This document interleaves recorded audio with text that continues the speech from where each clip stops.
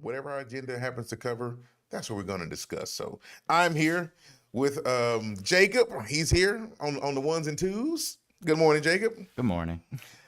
Steven is out taking care of business today, um, but he may pop in here a little bit later. But in the meantime, you got me. I know you had me a few weeks ago, but here I am again with a double dose for you, bringing you what I want to talk about. So some topics that we'll kind of get on. First and foremost, I want to kind of dive into. So we in the Houston Metroplex are preparing for a winter storm. Now, many of you that don't know, Texas went through some winter debacle last year, and it was painful to say the least. I think the entire union felt the Texas shutdown because it was so intricate when it comes to things, in the rest of the country with things that come here, oil and gas and other things. So there's some pictures of it right there. But it was so cold here, and the grid. Texas has its own electrical grid. It got overloaded, so they were doing what they call rolling blackouts.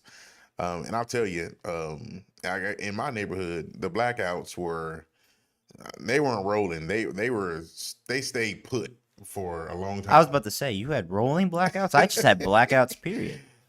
We were in the dark, no heat, no nothing. And excuse me, it kind of sneaked up on us because nobody was looking and shopping for generators at that time and worrying about, all that stuff. It's just kind of, it was whatever. Because it doesn't really get cold here very often. We may have 2 weeks through the year where it gets to where it might be a little unbearable. And that's, I'm talking like below 40 degrees. But other than that, it just wasn't, but it was down in the 20s and it was down into the teens there for that never happens, really, truly. That rarely happens here. And we are preparing for that here. I think it rolls in tomorrow, Thursday? Yeah, I think Thursday and Friday morning is supposed to be down like 20. So your boy has his generator this year, though. I do have my generator. Thank you, Jesus. And I am prepared because I will not freeze my hind parts off this year. We literally had to leave our house because it was just we couldn't deal. My in-laws, they have one story, so the ceiling's a little bit lower. We can kind of generate some heat in there. And my father-in-law did have a generator, albeit small. He had a generator where he can actually run a few things to kind of keep, some heat kind of going in there. So we kind of, we muscled it out, dealt with it. We had to go and find gas for the generator a couple of times, which a lot of folks were buying regular gas. And of course it was running out. So I said, hey man, let's try the premium. Sure enough, premium worked. We filled that bad boy up and got on up out of there. And we told people, hey, the premium's working. If you want to get warm, use that premium gas because it is something in there. So, of course, regular gas is always the cheapest, but we had to use some of that premium to try to stay warm. But we are preparing for that again. So for the rest of the country that, are more equipped to deal with this type of thing, God bless you. We wouldn't want to change places with you. And we appreciate and respect the position that you're put in year after year, having to deal with the treacherous cold, because we are not. I came to Texas to escape that, and now it's followed me. You're the reason. I know. I guess I am. It's your fault. Yeah, it's it gets cold, man. It definitely gets cold, and it's one thing to get cold, but it gets beyond cold. And we're not equipped to handle that type of cold. No, we don't have salt people. We don't have people that plow the road. Nope. Like, we don't have any of that. Nope. I saw a video, I think it was day before yesterday. They just had this, like a group of snow plows. I mean, they were just kind of coming in all together, like 6 or 7 of them on the same road. This one scoops, this one scoops, this one, or whatever he left behind, the next one and that road was cleared in no time. Exactly. Yeah. When you have the proper infrastructure and people to do it, it's no problem. But yeah, when you don't have that, it's a nightmare. And those people are truly the saviors of all of them. They are, because they got to get out there and make it happen. So appreciate your plowmen and the people who salt the roads. Yes, those city employees that do those types of things, we definitely appreciate them. So, anywho, moving on. Got a few things in the news that are kind of hot right now. One of which, in the sports realm, Tom Brady, who many say arguably is the GOAT. Now, statistically, 7 Super Bowls. I mean, the MVP, I think he's got 5 or 6 MVP titles. How can you not agree that this man is the GOAT? I mean, he truly has performed throughout his career, top notch. I have not read the letter or seen whatever the message was that he put out, but apparently many are saying that he didn't mention the Patriots or Belichick. Really? Oh. Yeah, which I think is very interesting, given that he won 6 Super Bowls with the majority of his career is with them. So that lets me know there might be some bad blood there of sorts. Who knows what went down with the whole situation, but to not mention them in your career after having played there for so long is interesting. But Tom Brady is definitely walking away from the sport after 22 years. That's a long time, man. Yeah, and then 22 years. Now, here's an interesting thing, and you may or may not know this. Do you know what round Tom Brady was drafted in?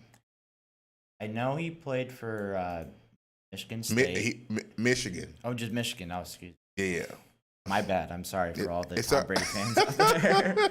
I don't watch a ton of football, but the Wolverine pack is going to be after you, man. They're I know he wasn't really he wasn't definitely not a first round pick. I know he was either a second or third. I can't remember. He wasn't even second. Oh, really? He wasn't even that. He wasn't even third.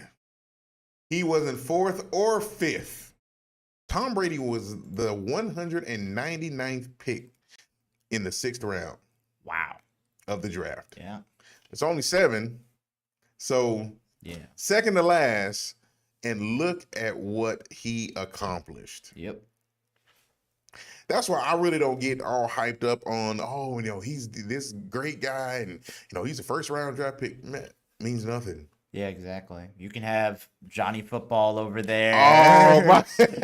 And then, he just almost, now he's playing for Canada. Man, Canada. Is he still playing for Canada? I don't know. The last time I saw he was in the Canadian League. Yeah. And that ain't really saying much for the hype that he had. But I mean, it's just kind of one of those things. The top draft picks, no knock on any of them. We know that those picks, they make the money. Yep. Those are the ones where they get the contracts and blah, blah, blah, so on and so forth. But man, to say that Tom Brady was in the 6th round and he was able to accomplish everything that he accomplished, 7 Super Bowl championships, 5 Super Bowl MVPs.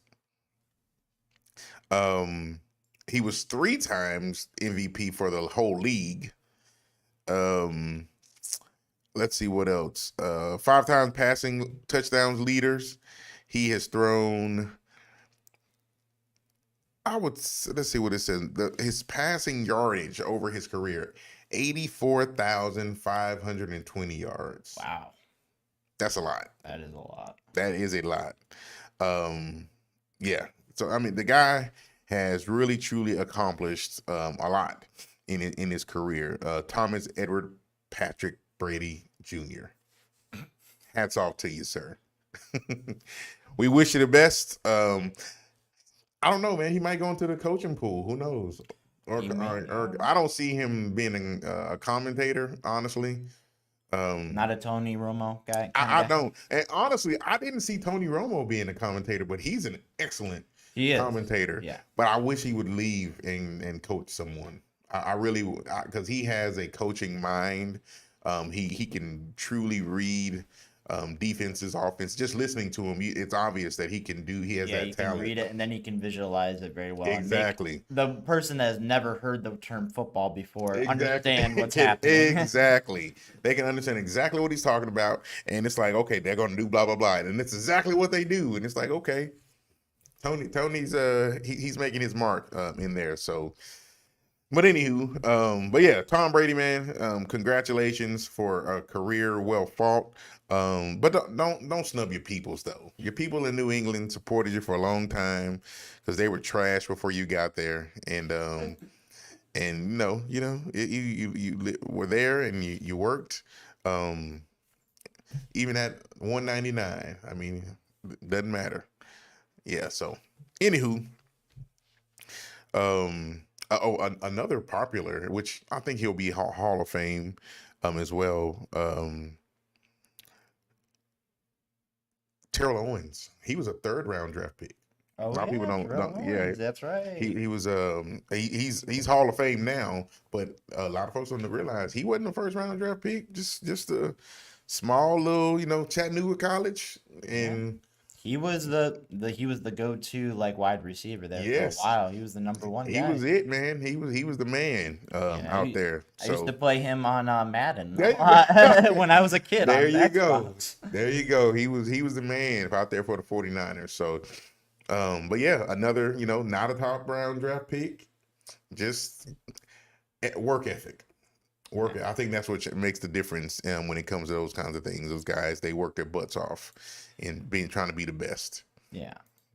Yeah, I think a lot of it maybe has to deal with they work really hard, of course, to get to the NFL because it's very statistically you're probably it's almost not impossible, you're right? probably not going to get to the NFL statistically. I think it was like 1 in a million or Yeah. something. So just getting there is a feat on itself. It is. But then also continue there and to be one of the best within that field of Right. such elite athletes, that takes a lot of work. And maybe does. they think like, oh, I made it, I don't need to work as hard, which I'm not saying that's the case with everyone, but maybe that could be a mentality. And then they get to the heads and they don't end up continue doing that work ethic. So I think you're right. I think there's a different breed of people, and we all know as the generations go, the lines, some lines that cross, some lines are completely blurred. But I agree with you. Folks not really truly realizing how big of a feat it is to make it to absolutely. the NFL. I mean, it's only 53 slots on the team roster. Yeah. Of those 53, every year, not every team needs a bunch of folks. Yep. They already know they probably have 48 that they know that are going to be on the roster. Yeah. So in that case, you got 5 slots that we're going to be bringing on extra people, and it's going to be between you and you. You got to fight over your spots, whatever the case may be. So if you take on an average 5 slots per team, you're looking at less than 150 slots in the whole league for millions of people that are trying to get into the league. So to that point, I think once you get in and you cross that threshold and you get to the league, if you don't treat it like the job that it is, and put in the work ethic, just like anything else you want to be good at. Someone younger, someone a little bit more talented will come up and get you. So you always have to be on top of your game. There's a book called, let me make sure I don't mistitle it, Talent is Overrated by Jeffrey Colvin. And it just talks about what really separates world-class performers from everybody else. Oh, absolutely. And it's so true. It's like, like your Kobe Bryants and your Michael Jordans, your Tiger Woods, those guys, they're different. And it's a sacrifice at times. Sometimes when you go in as hard as those guys, and there is no work family balance. I'm working. I'm trying to get my craft. Tiger Woods, I would say, terrible husband. I mean, it's not like he had a whole big scandal or anything. I mean, his ex-wife hates him. Excellent golfer, but terrible husband, man. It's like, bro, for real, dude. I mean, so that was kind of the trade-off, not making it right, but that was the situation that he was, in, and that comes in dealing with or deciding what you're going to do and how much work you're going to put into trying to hone your craft. Absolutely. It's all about work ethic and how hard you work. That I would say is the most important thing when it comes down to anything that you want to do in life and try to succeed at is if you put in the work, you're going to see results. If you don't and you just slack You won't. off, and Yep. then you're not really going to get to the point where you want to be most of the time. You're absolutely right, sir. Well, cool. Moving on, but staying in that same area. So the NFL has kind of been up in uproar. Of course, this time of the year is when you find out who has their job, who doesn't have their job. We got the Super Bowl coming up here next weekend. Oh my goodness, it is next weekend. Is it next weekend? Yeah, so this weekend is the 6th. Yeah, it's next weekend, the 13th. Oh, yeah, it is. Yeah, next weekend. So nevertheless, Brian Flores, if you don't know, I mean, I'm transitioning.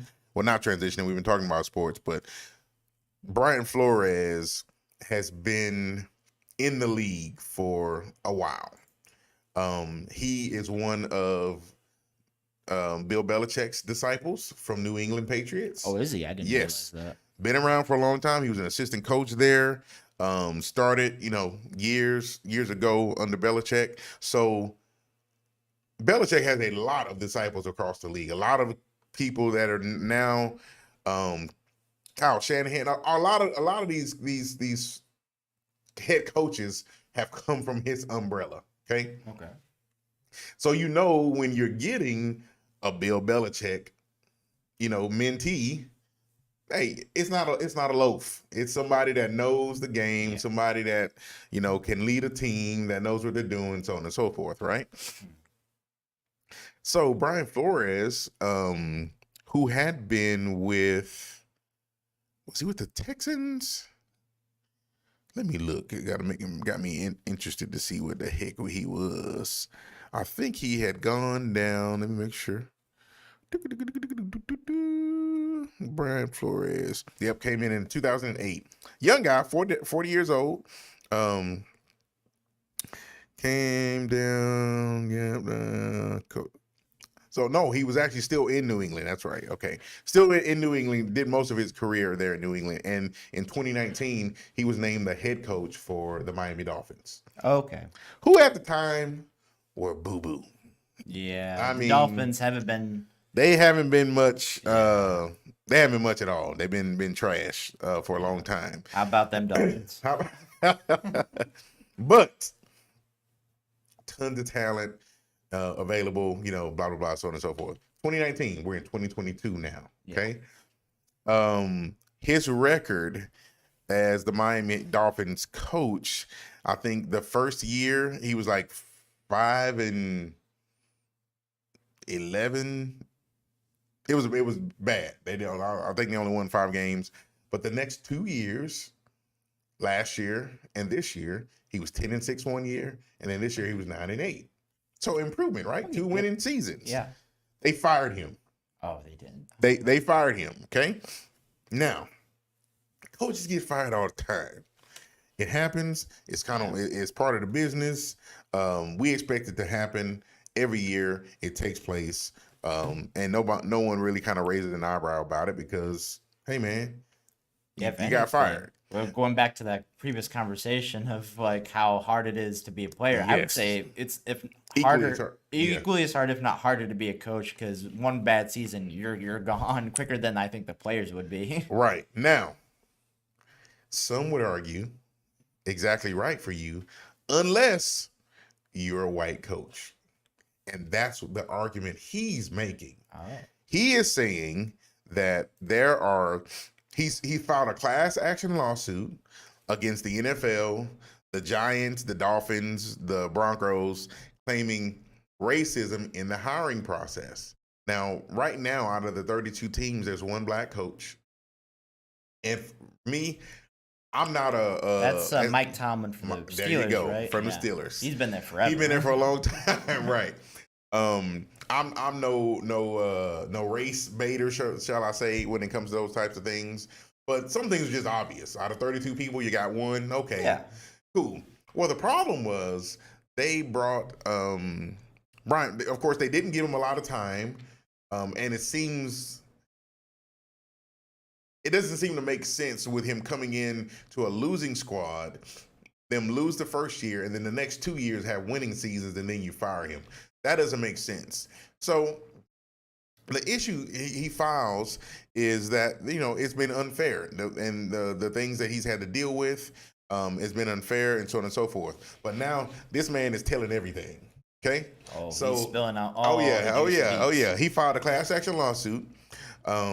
He is saying that the first year that he was in Miami, Stephen Ross, who's the owner of the Dolphins, offered him $100,000 for every loss that they made that year so that they could get the number 1 draft pick.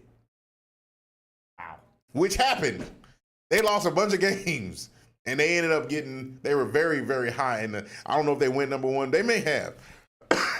They went number 1. Let me look and see what the 2019 NFL draft order.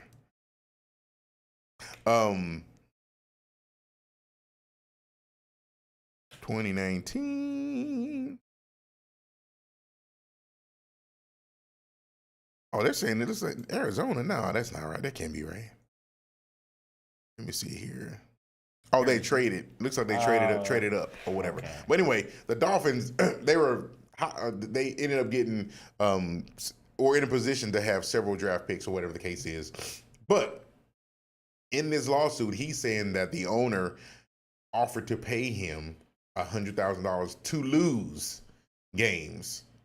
Now, if that is true, Stephen Ross will be forced to sell his team. Oh, really? Supposedly, that's what the implication is. That if that happens to come find out that was true, then he could have to sell. Now, my question is, if it is true, and Flores took the money, why are you complaining now, brother? Oh yeah. Come on, man. I hopefully we looked up all the losses. You can see how much money he's yeah. Exactly. So hopefully he didn't take the money. I don't know, man. It's interesting, that piece of it, but there's more. There's more. Oh. So story continues. He was in New York. They flew him up. He going through the whole gamut just to get interviewed for the team. And let me back up. Before he flew up, like a day or two before, he got a text from his old coach, Belichick. Mm-hmm. And the text said, let me see if it's even in this article. The text was something along the lines, hey, congratulations on the new job. Sounds like you have landed. Congrats. That was from Belichick. Okay. Flores says, did you hear something I didn't hear? Belichick says, Giants? Flores said, I interview on Thursday. I think I have a shot at it. And then he says, got it. I hear from Buffalo and New York that you're their guy. I hope it works out if you want it to. Then he says, that's definitely what I want. I hope you're right, coach. Thank you. Then he says, coach, are you talking to Brian Flores or Brian Daboll? Just making sure. Coach says, sorry, I effed up.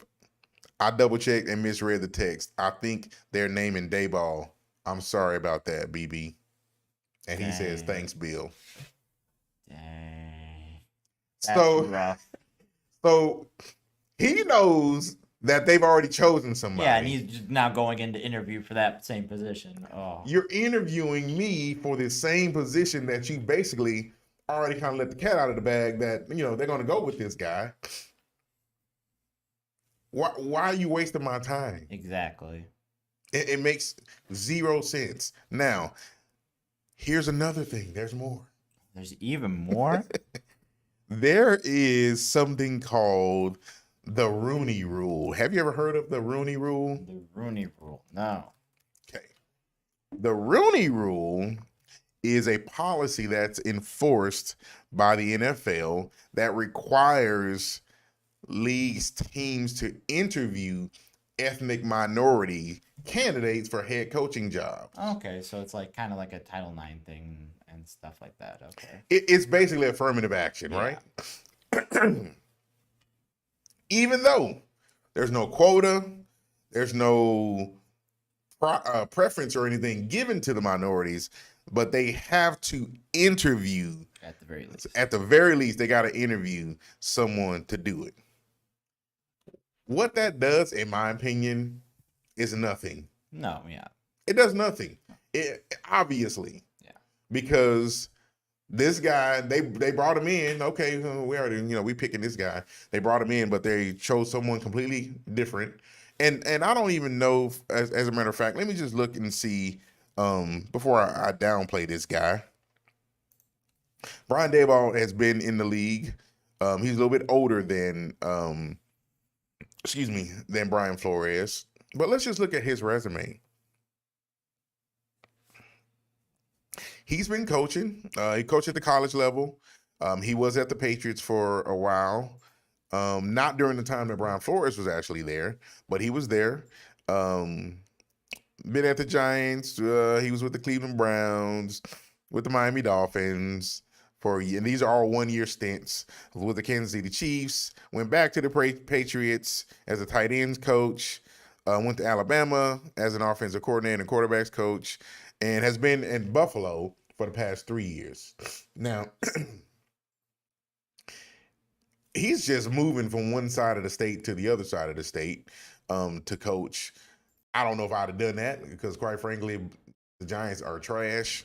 Buffalo's got a pretty good quarterback in Josh Allen up there. I probably would have stayed. But nevertheless, that's who they chose over Brian Flores. Now, from what I can see, he's been under different leadership, different types of leadership, different systems, different organizations.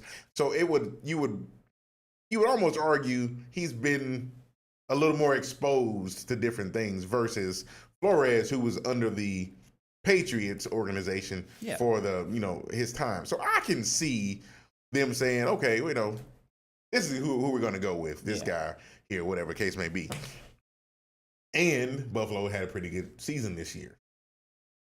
But it just all kind of seems like a whole big old ball of wax, man, because starting with the owner, asking him to kind of tank these games so they can get the first draft pick, it's kind of dumb. I don't know that I'm with the whole Rooney stuff because I think it's if anything, it's really just kind of a band-aid to a problem that we know exists already because there's not a great representation in leadership in the NFL. Although I would stretch to say, at minimum, and this is probably a low number, 60 to 70% of the players are from minority ethnic background. Yeah. Period.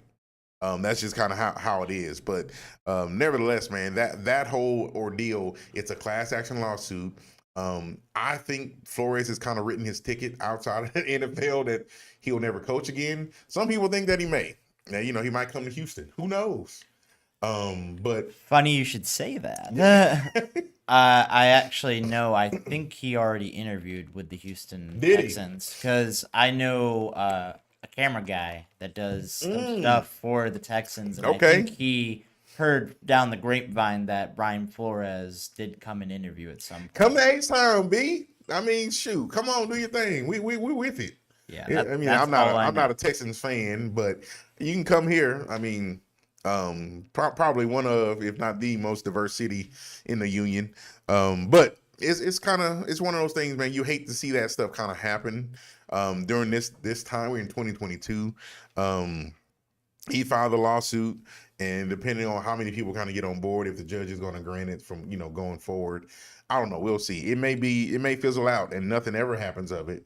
But the fact that it's there, you kind of feel bad for the guy. It's kind of like, dang, that's kind of... Yeah, he kind of got set up for failure, I think, mainly what it was, for sure, with the whole getting paid to lose just so they can get a first-round pick or the trade, do something with that. So that really probably is the thing that really nailed him in the coffin for that interview, for that position, I think. And did you get rid of me so I would shut up? Exactly, yeah. It's like, I mean, what's the deal? I mean, I don't understand because Miami has a ton of talent there.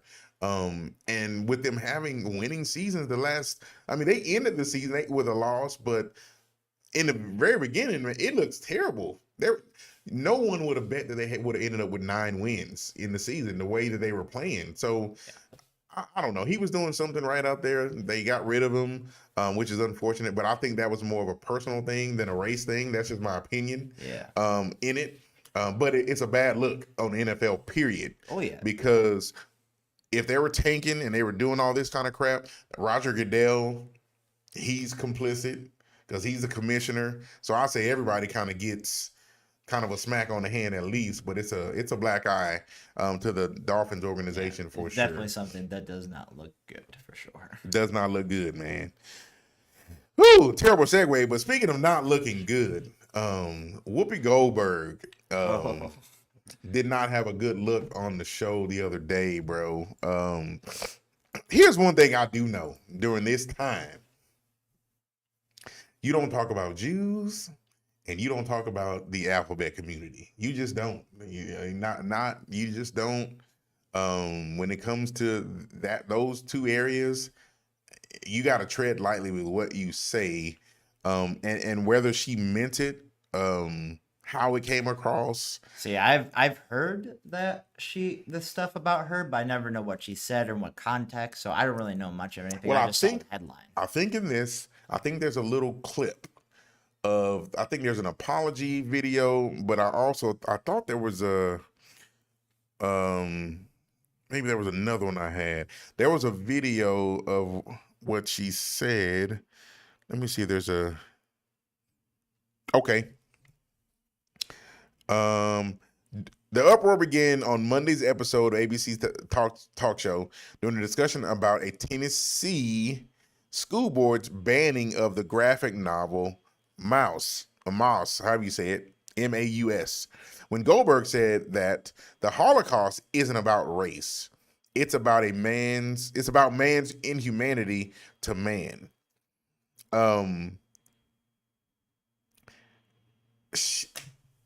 don't know how she meant it. I think what she probably meant was we as humans, we just treat each other terrible, and it's a situation to where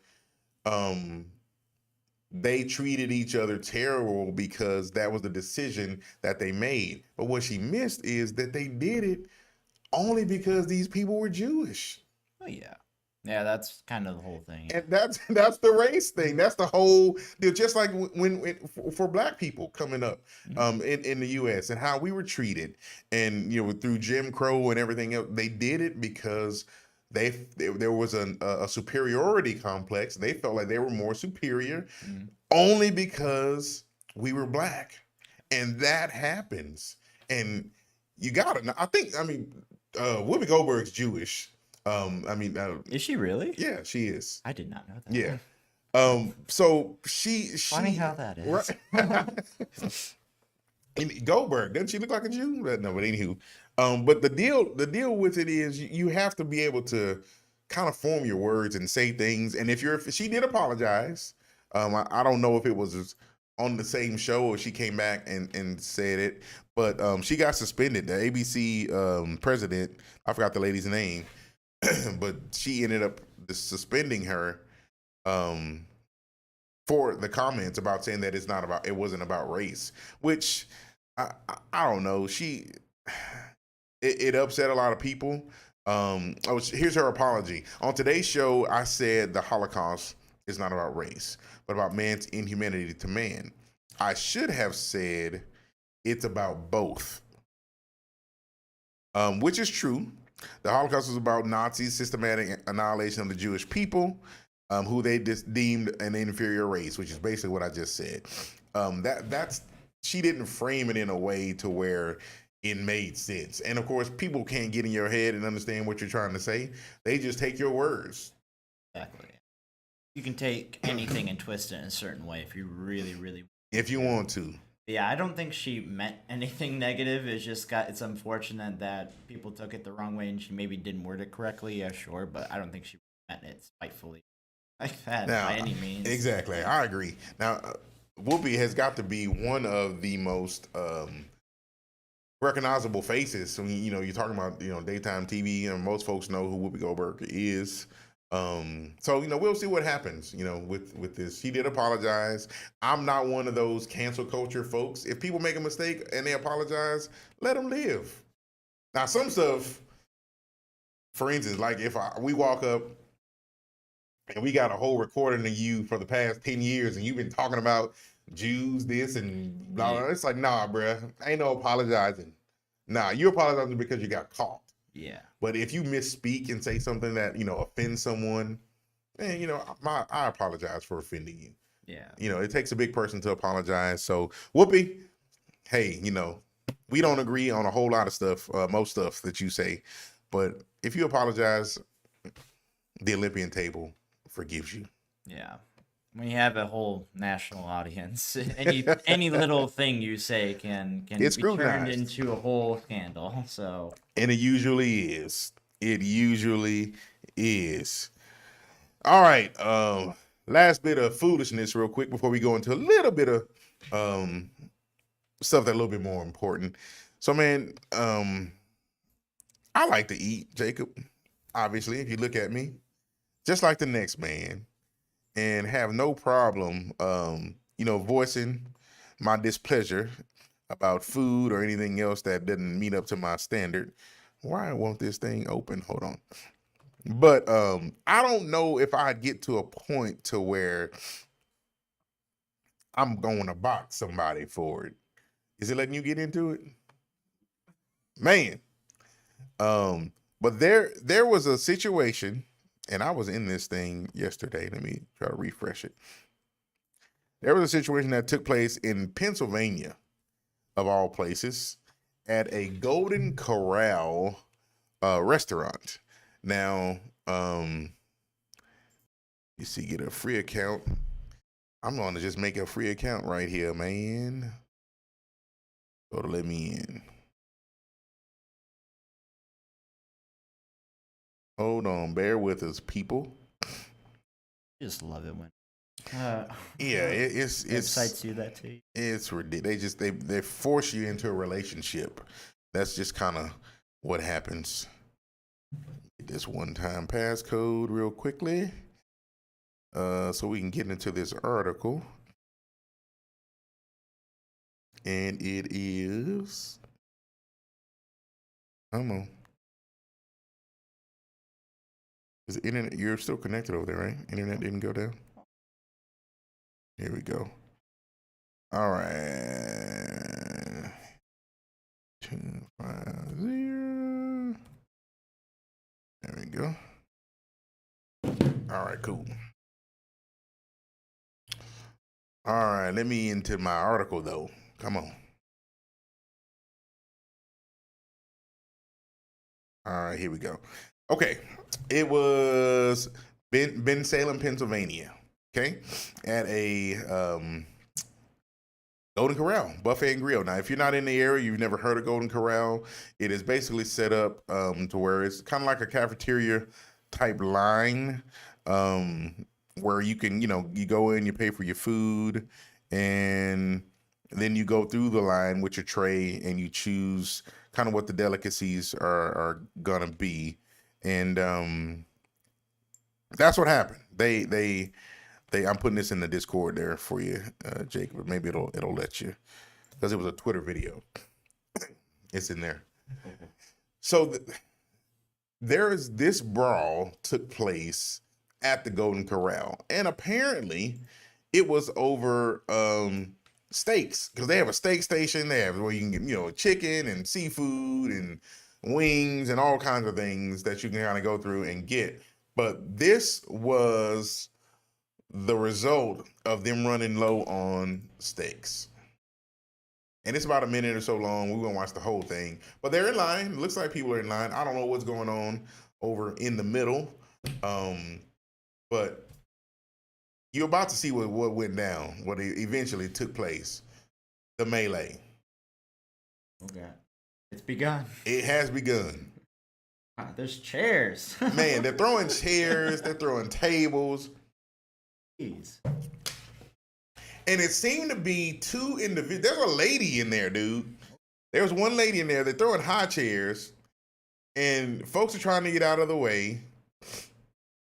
One guy in the blue shirt, he's coming after a guy. Oh, he's coming out strong. Oh, he's yeah. throwing haymakers over there. I don't understand. None of this is excusable. They have torn up this restaurant completely to shreds. I don't get it. Now, that's one of the waitresses in there trying to stop it. Man, you can't pay me enough. I'm not about to stop no fight. No, if I was employed there, I'd just back away and slowly fade into the walls and just say, I'm just here. I was not. Listen, I can tell you who was throwing the chairs. That's about it. Because when I was back in the room, when I walked away, he threw a chair. I'm not. No, thank you. I'm not doing it. But that guy's in his church suit. Look. Did this happen on a Sunday? That'd be great. Man. Well, typically it does happen when they, after church, folks go out there and get the little deal. So it very well could have happened. Lunch. Yeah. It's ridiculous that this even took place. Throwing chairs. I don't know.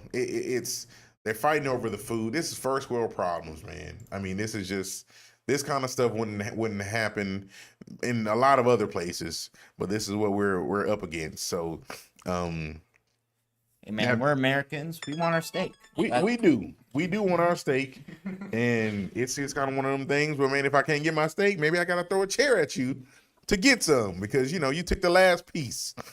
But it is a buffet. People stack up that food, man. I've never been to a buffet, and I visited a lot of different countries. I've never visited a buffet outside of the States. I haven't seen them. Really? I haven't. I haven't seen them. Not that you can't get food, but an actual buffet, that style, I have not seen. The only other place I could think is maybe like Canada. Canada's like America. Yeah, Canada, yeah, it's kind of we're very similar for the most part, but yeah, other than like really like in Europe or anything like that, I don't know if they do. I've never been there, so. And they may. I just have never seen it. Typically, when we go, we get food. You buy food. Now, my favorite place, as far as logistically, was Australia because what you see on the menu, that's what you pay. There ain't no tax. There's no gratuity. There's nothing. So exactly, yeah. If you buy it and it says $8, when you get your ticket, it's going to be $8. You don't have to wonder anything like that. I thought that was pretty cool. That sounds amazing. Yeah, it was pretty cool. And you don't have to, you don't have to tip. As a matter of fact, they turn away tips because it's like it's offensive in like right, exactly. Because they make $16, $17 an hour already. The servers, they pay them, so they're not making $2.13 an hour like we do here. Yeah, and your whole livelihood is based off of tips. Exactly. Yeah. Excuse me. So you get the good service or whatever, but I just hadn't seen it, man. I hadn't. You order what you order, and that's what you get. But we're not gonna make a whole bunch of food for you to throw away. But anywho, that's the madness taking place in Pennsylvania. They were bout it, as they say in Pennsylvania at the Golden Corral. I thought that was pretty interesting. They're just trying to be, another Rocky over there at the Golden Corral. They watched too many Rocky movies. Too many Rocky movies. Give me my steak. Get out of my face. They visited the art museum over there in Philadelphia. They saw the Rocky statue and they got excited. You know it. Oh my goodness. That's one place I've actually been. But yeah. This is just breaking. Breaking news. 1 student dead, 1 injured in a school shooting up in Minnesota. In Minnesota? Oh, damn. This is, oh, wow. Let me, oh, my goodness. That just happened, too. I just put it in the Discord. Looks like this is, Minnesota. 2 suspects are connecting with the shooting outside Tuesday afternoon. Left 1 student dead. Richfield. I'm not sure where that is, but another school shooting, unfortunately, happens way too much here. I want to say Minnesota is they're gun friendly in Minnesota, if I'm not mistaken, up there. So there's no telling what took place there. If it's some kind of kerfuffle or skirmish that was some kind of disagreement or something. But I think they're saying from the headlines that they have arrested 2 suspects in connection with the shooting. So that's good that they're not on the run. But unfortunate that some child lost their life and the other one being injured as well. But one definitely confirmed dead on there. Man, I'm so glad my kids are out of school now, a public school now, having graduated high school and not having to deal with that, because it's every time you hear about a lockdown or some kind of something taking place, it's always on edge. Yeah, it hits you home. It does. It you does. say it's not going to happen to me, but You just never know. you never know. You never know what's going to happen, how it'll roll out. But that's terrible. That's terrible. All right. I threw a little something down at the end because I was reading about this medical drone delivery. Right now, you got different companies that are using drones to deliver product.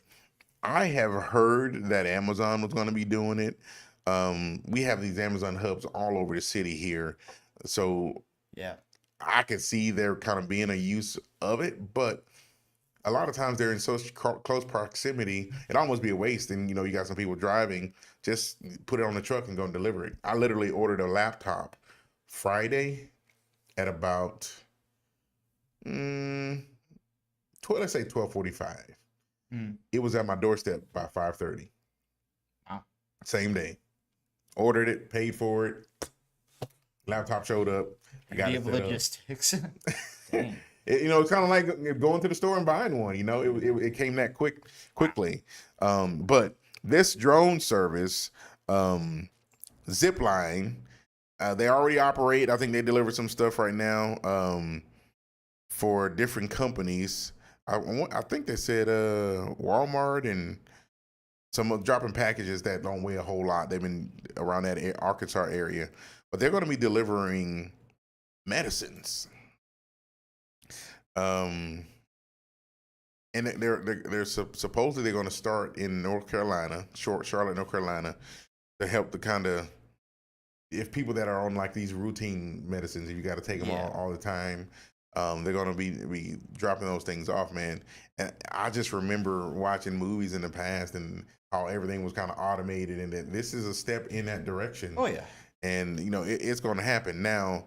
Of course, the fear is you got these idiots that would try to knock the drone down and take the drugs once they found out about it. Oh yeah. But I would imagine there'd be cameras or whatever, so they might be able to kind of help to police some of that. But I think this is a pretty cool innovation that they're gonna kind of roll this out. Now I know there's gonna be areas where they'd have to be within FAA regulations, so they don't go too high, or in some areas where they're too close to the airports. But yeah, this has been pretty cool. This type of stuff has been, I think, been talks for like years. Right. And they're just going through the regulation and getting all that red tape done and over with, so they can finally stuff. Because even for just having a normal drone, if you want to use it for any type of work, you have to get a license. Gotta get a license. Yep. It's a commercial license, so if I wanted to use that for any of my video stuff or anything like that, I would have to go get a license before I can really. Yep, I'm aware with that for sure. They're definitely heavily. They are definitely heavily regulated, and mainly because those things, just like anything else, it's a machine. It can malfunction. You don't want the thing to fall out of the air 300 feet and fall on top of somebody and kill them. So they want to know who was flying this thing, and are you licensed to fly it? Were you doing it properly? Did you have the proper training? So that being said, though, I think this is a pretty cool deal, even for folks that don't, maybe in different rural areas, you can't get out and go to the pharmacy that's not real close to you. And this could help out with relieving some of that pressure off the drivers, because these are machines. They can do it maybe even later in the day, and this can be a 24-hour thing where they don't get tired. They just keep on flying, keep keep the propellers oiled and get the battery charged up, then that bad boy will continue to go. Exactly. So. As I understand, they're just waiting on the FAA to say, hey, yeah, let's do it. But it'll be rolling out, man. So I'm going to be checking out Zipline. I don't even know if it's a public company or anything yet, but I might be dropping a few dollars in there if it is. Well, we'll see. We shall definitely be a bad see. Thing to look at for sure. Absolutely, because that's where we're going. That's definitely where we're going. While we're in that area, so I read this article about the study that was done about the lockdowns that we actually went through, and it was a bit disappointing once I actually kind of grasped the whole meaning of what they were getting at. We all know we were locked down for 2020, parts of 2021. Yeah, a good chunk of it. Good chunk of it, especially in the beginning. Definitely, more precautionary than ever.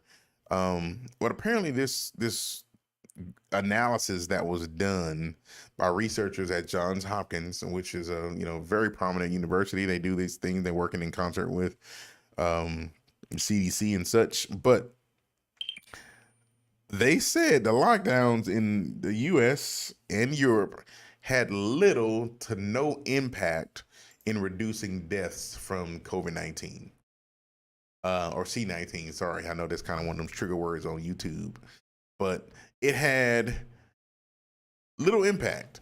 The lockdowns during the early phase of the pandemic reduced the CV-19 mortality by about 0.2%, said the broad review of multiple scientific studies. We find no evidence that lockdowns, school closures, border closures, limiting gatherings have had a noticeable effect on mortality. How does that make you feel? I mean, because I have two minds of thought, and I'll share it. But it's just what are your thoughts on it? If that ends up being, that's just surprising. I would think like less contact with people, stuff like that. That's how it would work. Try to reduce the virus, how that spreads. Granted, this is not the end all be all, but this is just one study. And I actually did look into this study, and because you look at it from there, the people that did this study are economic professors, so they're not medical doctors. Right. So they're kind of taking this from the economic standpoint. So be mindful of that. That's kind of what it's about, and it's about the effects of how it affects the economy and all that coming from that point of view. Doctors. Not at all. But yeah, I'm surprised. I say read the report. It's about 60 plus pages or so. Well, I was surprised too. I was more surprised that they even put this out there. As much resistance as people run up against with getting vaccinated and staying apart and wearing masks and so on and so forth. But it's like better safe than sorry, though, right? Yeah, no, I mean, I get it. It didn't really do anything, but okay. Well, here's what I do know: if I don't get in the cage with a silverback gorilla, he has no chance of bludgeoning me to death. That's true. Yes. So that you don't need a John Hopkins study from. You don't need that at all. So it's like, I'm just not going to get in there. I'm just going to stay, away and, keep it. But from the way they're making it sound, it's like, we're darned if you do, darned if you don't. It was going to happen. There was no way to do it, which makes me further ask, okay, well, then we got all these medicines and stuff that y'all talking about, but they put this kind of stuff out there in the world. And for those that don't click on the link to see that these are guys coming from an economic standpoint, then you take this stuff as kind of the gospel. And I think that's more feeding into what we hear from when the media puts things out there. They're kind of reckless with truly bringing the full context to it. Yeah. Because they could have just added from the economic standpoint. Yeah. Blah, blah, blah. The same headline, right? Same headline. It says, Lockdowns had little to no impact on CV-19. From an economic standpoint, lockdowns had little to no impact on CV-19 mortality, blah, blah, blah, blah, blah. That way people can know, okay, economically speaking, that's what they're talking about from it. But they put it out there, and it's the Washington Times is one that, folks, tune into, and they look at. They call themselves America's newspaper. I just think it's real reckless to do this, and the media, although they're held with such regard in many cases, people just don't do their own research. And we were talking about this earlier, how it kind of comes to a point to where we lean on these different channels and avenues of getting our information, and we just feel like, okay, that's what it is. As long as it's not Facebook or Twitter, then it must be true, because it was on this website and they said it was true, but we don't go any further than just getting information ourselves to read, to do any of that. You mentioned about going to college. You learn certain things you kind of... Yeah, the main thing that you learn from college is how to write a paper and just kind of how to research for that paper. Those are like the main things that you learn, and just trying to be objective and like having that skill to really critically think. That's the main thing that college truly teaches you. Right. I think is mainly what the main thing is. And unfortunately, folks don't do that research, man. They don't read, they don't... And these media heads, they're responsible for, in my opinion, for a lot of the division that we experience now, because you have folks that line up with these different groups and channels and shows or whatever, and beyond doing any type of other research or reading or even surfing the net for something else, that's the gospel. That's what Anderson Cooper said. That's what it is. That's what Rachel Maddow said, or Tucker Carlson, or whoever. He said it, so it must be true. Yeah. So I don't know. These they have great responsibility in doing that, and I think it can be tragic in that. But this whole report for me, something to kind of get talk some discussion out, but don't take it as the gospel, folks, because these are not from medical doctors, not from the CDC at all. Even though Johns Hopkins, we all know who they are that prominent a medical university and research university. Their stuff does carry a lot of weight, and they have a lot of very talented, experienced people. But just be always careful. Look at the data. Yeah, be careful. Look at the data. Do the research yourself. And with that said, man, I put a clip in a Discord from a good gentleman that I think we all know, and hopefully you can get the sound in there. Let's see.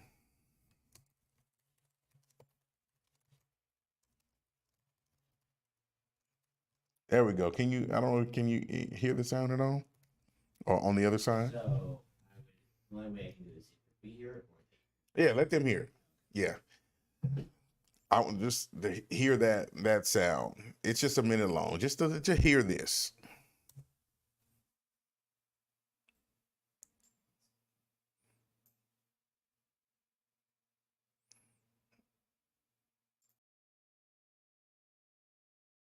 There's been a lot of buzz about this fake news.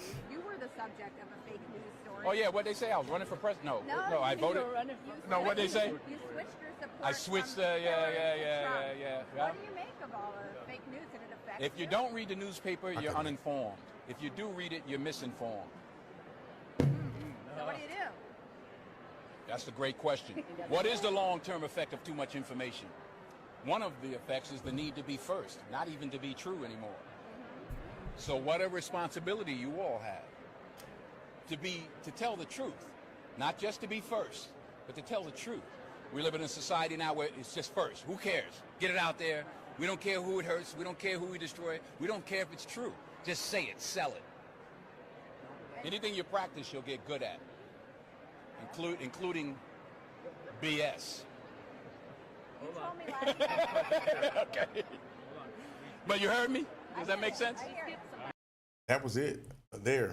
I don't disagree with anything that he said. Yeah. So yeah. Don't disagree with anything that he said. It's a great responsibility as the media to be able to report the facts and not just worried about being first. So that's what we got today, man. Yeah. So I know it was just me. We had our Olympian out handling business, but that's what we do here on the Olympian Table. Just discuss the things that are near and dear to our hearts and minds, and of course a little bit of business, here and there that we talk about. But more importantly, we want to be engaging and give you guys information that will be interested to you. So with that said, be sure to tune in with us next week as we join each other. Steve should be back for the Olympian Table Wednesday, 10 o'clock. If you are looking for a career in real estate and or mortgage, check out the description below. We are always looking for new talent. If you want to buy, sell, refinance, whatever, rent a property, reach out to us. We're looking forward to helping you, and we look forward to talking to you next week on the Olympian Table. Take care.